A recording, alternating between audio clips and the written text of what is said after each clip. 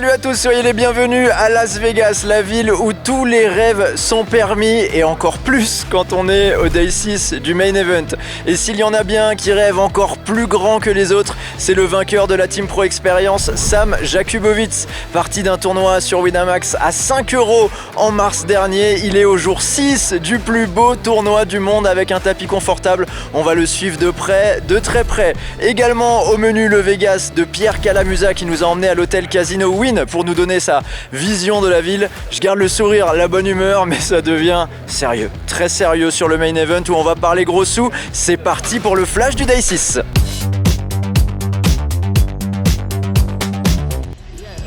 Et avant de se plonger dans cette nouvelle journée, petit retour rapide sur les éliminés français du Day 5 où on a notamment perdu Pierre Drochon, 408e de l'épreuve, le vainqueur du King 5, Gabriel Bardini, qui, parti de ce free roll par équipe sur Winamax, a transformé 0 $ en 45 000 $, ainsi que Jocelyn Garde, pourtant énorme à 600 joueurs restants, qui a lui aussi subi la loi du Main Event pour terminer 315e. Et allez, on fonce dans ce Day 6 où on a évidemment un œil sur la joueuse du Team Winamax, Léo Margetts, suivie de près par les caméras de Dans la tête d'un pro et qui possède un tapis proche de la moyenne.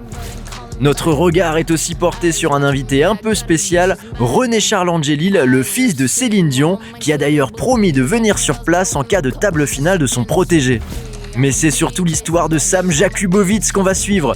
Le jeudi 20 mars 2025, alors que son lobby Winamax affiche 2h11 du matin, le jeune Montpelliérain de 28 ans avait encore du mal à réaliser qu'il venait de transformer un billet de 5 € en un package pour le Main Event entouré par le Team Winamax. 3 mois et demi plus tard, il est bien à Las Vegas, au Day 6 du Main Event, plus près que jamais à réaliser un exploit pouvant marquer le poker français. Et on va le suivre toute la journée. Bon, comment ça va Sam à l'aube du Day 6 ? Continue à se battre, hein. La fatigue commence à se faire ressentir, mais ça va pas nous faire dévier du jeu, donc on est là. Et alors que le tournoi a débuté depuis à peine 2 minutes, un des 14 Français encore en course est le premier sortant de la journée. Julien Mariani termine 202e pour 60 000 $. C'est que tout va très vite. La grosse blinde correspond désormais à 60 000, soit un tapis de départ. Mais Sam, lui, il est tranquille. Il passe 45 minutes à passer sans sourciller avant de jouer un premier pot post-flop. Notre Team Pro Experience relance à 120 000 en début de parole et se fait 3 bêtes à 375 000 par Thomas Schwarzberg. Il décide de payer puis va check-call un flop 9-8-4 à hauteur de 275 000. Sur le turn, un as de cœur qui a de quoi faire trembler, Sam check à nouveau puis abandonne face à une mise de 450 000. Il tombe alors à 2,5 millions, encore plus de 40 blindes. Tout va bien et en plus sa table casse, ce qui veut dire que le nombre de joueurs baisse. Plus que 181 en course, on est dans le top 2% des joueurs de ce Main Event, c'est dingue. Sam s'installe alors à la table du français Adrien Delmas. Et sur ce Day 6, il n'y a pas de secret, il faut gagner les coups à tapis, l'heure du premier arrive. En milieu de parole, Sam relance et voit Juan Desnoise pousser son tapis pour 6 blindes. Notre Team Pro Experience paye avec Dame Valet et derrière As-Roi. Malgré un flop 9, 10, 6 prometteur puisque Sam a un tirage quinte par les deux bouts, rien ne vient l'aider sur le turn et la river. Tombé à 10 blindes, Sam est dans la zone rouge, mais magie du Main Event, il va trouver la main parfaite alors que la petite blinde pousse son tapis. 2 As. Face à Dame 10, il ne tremble pas et revient à 20 blindes. La tension monte alors dans la salle principale du Horseshoe. Pour la première fois de son tournoi, Sam Jakubowicz se lève alors qu'il est à tapis. Après une relance payée, il a poussé son stack avec As-10 dépareillé et il est derrière. Il y a 2 dames en face. Allez, il faut un As. Pour poursuivre la belle aventure qui a commencé avec seulement 5 € sur Winamax. Pour continuer de vivre tous ces moments avec le Team Winamax. Pour avoir le droit de rêver au titre de champion du monde et à ses 10 millions de $, il faut un As. Mais c'est pas sur le flop, ni sur le turn. La river ? Non, c'est fini. Sam est éliminé. Mais il garde le sourire. Il vient de terminer 136e du plus beau tournoi du monde et a transformé 5 € en 70 000 $ et des souvenirs pour toute la vie. Ça reste un beau parcours, je suis content de comment j'ai joué tous les jours, donc voilà, bon, on fait des erreurs. On n'est pas inhumain, mais je suis content de mon parcours, je suis content de ce que j'ai fait, donc je vais pas partir la tête basse. 5 €, on prend 70 000, donc ça va. Hein. Et ce n'est pas le seul Français à quitter le tournoi avant le top 100 puisque Sam entraîne dans sa chute de nombreux autres tricolores.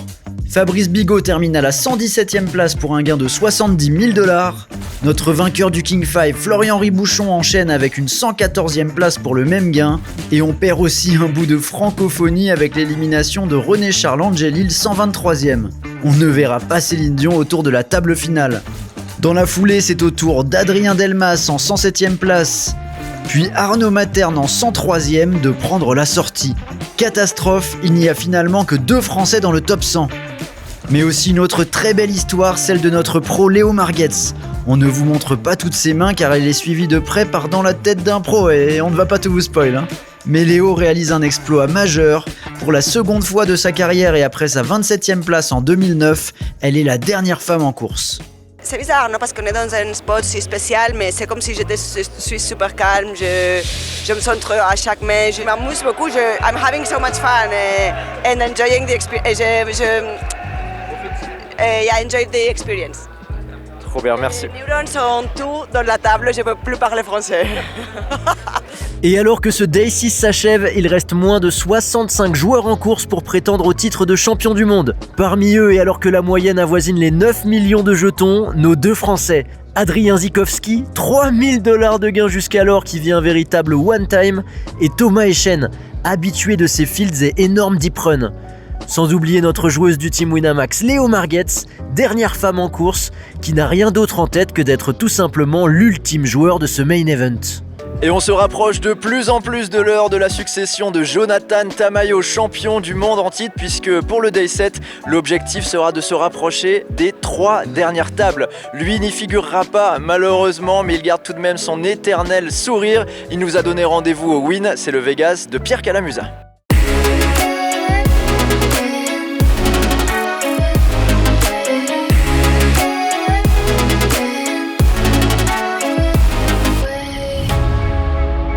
Et le Las Vegas de Pierre Calamusa, aujourd'hui, un soleil de plomb sur notre tête. Tu voulais me donner rendez-vous au Shake Shack, mais c'est fermé là, il est tellement tôt, 9h du matin. Ouais. Donc on est devant le Win, un endroit que t'aimes bien aussi, il y a moins de burgers. Il y a moins de burgers, mais il y a des super restos et c'est pour moi le plus bel hôtel. Alors moi je suis au Encore, qui est l'hôtel jumeau, mais c'est vraiment un endroit un peu mythique de Las Vegas. C'est l'hôtel le plus luxueux et y rester quelques jours, c'est vraiment le kiff chaque année. C'est quoi toi ton rapport à cette ville? On te sait à l'époque très fêtard quand t'as débuté le poker, j'imagine que si t'as dû en voir des belles là. Ouais, c'était un peu n'importe quoi en vrai. C'était trop. Non, pas trop. C'était cool. Je regrette rien. Par contre, c'était un peu plus, tu pensais un peu plus à teuffer, aller en after au Dre's ou à choper des meufs qu'à jouer au poker, quoi.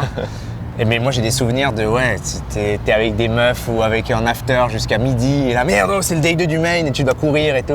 Ah oui, quand même. Ouais, c'était pareil en Europe, c'était pareil à Deauville, c'était pareil en tout. On arrivait bourré, on ne pouvait même pas jouer les tournois. Enfin, on se disait, on est en vacances et il y aura un petit peu de poker. C'est vrai qu'aujourd'hui, la balance a été un peu renversée. Il y a beaucoup de poker et peu de soirées, mais il y en aura quand même une belle avec les qualifiés Winamax chaque année. Ouais. Bon, il y a eu des beaux moments de poker aussi dans cette ville.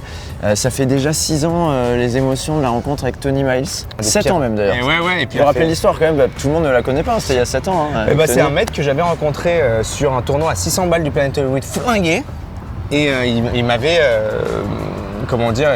il jouait super bien quoi. Et donc je me suis lié d'amitié avec lui. Et en fait, il m'a demandé du coaching parce qu'en fait, il est arrivé 2e du main event. Et du coup, je l'ai coaché pendant toute la TF et il y avait la vidéo qui est disponible sur YouTube. Ouais, toi de ton côté, le plus beau moment, ça reste la finale du 5K6 Max peut-être? Ta 4e place? Non, les plus beaux moments, je dirais, c'était ma double TF l'année où c'était en novembre, donc il y a peut-être 4-5 ans. En 2021. Ouais, voilà, c'est ça. Parce que je faisais déjà des vidéos avec Delphine et du coup, c'était un peu nos premières grosses émotions en tant que couple qui travaillons dans le poker et qui, elle a beaucoup sacrifié pour ma carrière, donc avoir des résultats, c'est cool. C'est vrai que maintenant, c'est un peu plus difficile, donc j'ai envie de réavoir ces sensations et qu'elle soit fière de moi, quoi, entre guillemets. Donc, ouais, c'était ces 2 TF-là qui étaient incroyables. Et back-to-back, en plus, c'était à 2-3 jours d'intervalle, donc c'était fou. Ouais, génial. On va terminer par le motivational speech. Je regardais quand même ton palmarès, il y a une aberration, quoi. Pas de place payée sur le main event des WSOP. Ouais, mais en fait, j'ai fait une raison. Mais non, C'est me ça. dis pas ça. Ce tournoi est à chier. En fait, j'ai beaucoup réfléchi. Ce tournoi est à chier. Ouais, exprime-toi. Ce tournoi à chier. C'est un truc avec que des noobs. Structure, tu t'endors à table, 2 heures de level, 400 dips. 15 jours de tournoi, non mais moi je suis Phil Helmut. Qu'est-ce que c'est que ce cirque? Non, je plaisante, bien sûr, c'est un super tournoi, mais on va dire que ça ne fit pas spécialement mes skills de patience, etc. Limite, j'aimais pas le jouer, quoi. Ah ouais, à ce point-là. Ouais, bah, de toute façon, je savais que j'allais sauter en 3 mains. Premier sortant, bravo, super, tout le monde se fout de ta gueule, ça va, quoi. Cette année là. Les 2 dernières années combinées, écoutez-moi bien, j'ai joué genre 1 heure. Non, là, faut faire mieux cette année. Là, on compte sur Et toi. t'as vu ce que j'ai fait l'année 2025. dernière? Moi, je me souviens il y a 2 ans. Ah ouais. Premièrement, j'ai foldé. Sans Moi, regarder. j'ai fait mieux. Sans regarder. Ouais, Il avait sauté de la j'ai fait première mieux. main, le pauvre, en 2023. Bon, Pierrot, on va quand même te suivre sur ce main event. Merci beaucoup. Soleil de plomb, donc on va aller quand même se mettre un peu à l'abri. Merci pour ce Allez, Las merci Vegas 2. Kevin. Et puis, ben, on se voit tout le long Au de day 8. Ce ne sera toujours pas pour cette année, elle est dure la stat pour Pierre Calamusa, mais on sait qu'il en suffit d'une pour notre champion. Allez, c'est déjà la fin du flash de ce Day 6, on se retrouve demain pour le Day 7 et d'ici là, faites péter le record de likes, de commentaires, il mérite bien ça notre Sam. Salut.